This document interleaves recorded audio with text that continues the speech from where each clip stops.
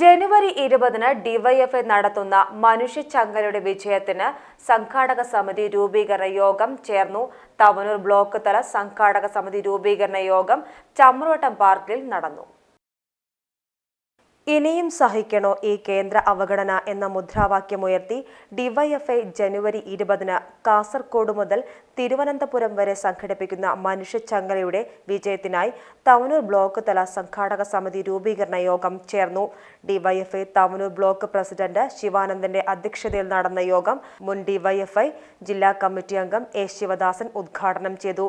കർഷകനിൽ നിന്ന് നെല്ല് താങ്ങുവില പ്രഖ്യാപിച്ചിട്ട് നമ്മൾ വാങ്ങുന്നു. താങ്ങുവില പ്രഖ്യാപിച്ചിട്ടില്ലെങ്കിൽ കൊള്ളക്കാര് കൊള്ളയടിച്ചുകൊണ്ടുപോകും കർഷകരുടെ നെല്ല്. അപ്പൊ മിനിമം ഇത്ര രൂപയ്ക്ക് സർക്കാർ എടുക്കാം. പിന്നെ ആ രൂപയ്ക്ക് സർക്കാർ എടുക്കുമല്ലോ. അതിനേക്കാൾ താഴ്ത്തി ഒരു മാഫിയക്കാരന്, ഈ മേഖലയിലുള്ള ഒരു മാഫിയക്കാരന് നെല്ല് കൊള്ളയടിച്ചു കൊണ്ടുപോകാൻ പറ്റില്ലല്ലോ. അപ്പോ കർഷകന്റെ നെല്ല് കൃഷി കൊയ്തെടുക്കുന്ന സമയത്ത് കൊള്ളയടിച്ചു കൊണ്ടുപോകാതിരിക്കാൻ കർഷകർക്ക് താങ്ങുവില പ്രഖ്യാപിക്കുന്നു സർക്കാർ. ആ താങ്ങുവിലയുടെ ഒരു വിഹിതം കേന്ദ്രം തരണം.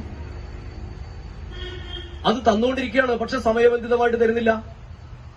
അങ്ങനെ സമയബന്ധിതമായിട്ട് കർഷകന് ഇത് തരാതിരിക്കുമ്പോൾ സംസ്ഥാന ഗവൺമെന്റിന് വിഹിതം കൊടുക്കുന്നു. കേന്ദ്രം നമുക്ക് തരേണ്ട പണം ഒരു ബാങ്കുമായിട്ട് ലിങ്ക് ചെയ്ത് വായ്പയായിട്ട് കൊടുക്കുന്നു.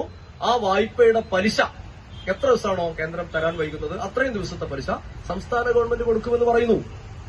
അങ്ങനെയൊക്കെ പറഞ്ഞ് സ്കീം തയ്യാറാക്കുമ്പോഴും നമ്മൾ ആലോചിക്കുന്നില്ല ഇതിലൊരു വിഹിതം കേന്ദ്രം തരുന്നതാണ്. കേന്ദ്രം ഇപ്പോൾ അത് തരുന്നില്ല. CPM ജില്ലാ കമ്മിറ്റി അംഗം കൂട്ടായി ബഷീർ, സംസ്ഥാന കമ്മിറ്റി അംഗം പി മുനീർ, പുറത്തൂർ ഗ്രാമപഞ്ചായത്ത് president CO Sreenivasan, CPIM area committee അംഗങ്ങളായ A Premanandan, KP Venu, DYFI block treasurer VK Thufail, DYFI ജില്ലാ കമ്മിറ്റി അംഗം K ശ്യാമിലി എന്നിവർ പങ്കെടുത്തു. ബ്ലോക്ക് സെക്രട്ടറി വിമൽ സ്വാഗതവും അഡ്വക്കേറ്റ് T പ്രഭിത നന്ദിയും പറഞ്ഞു.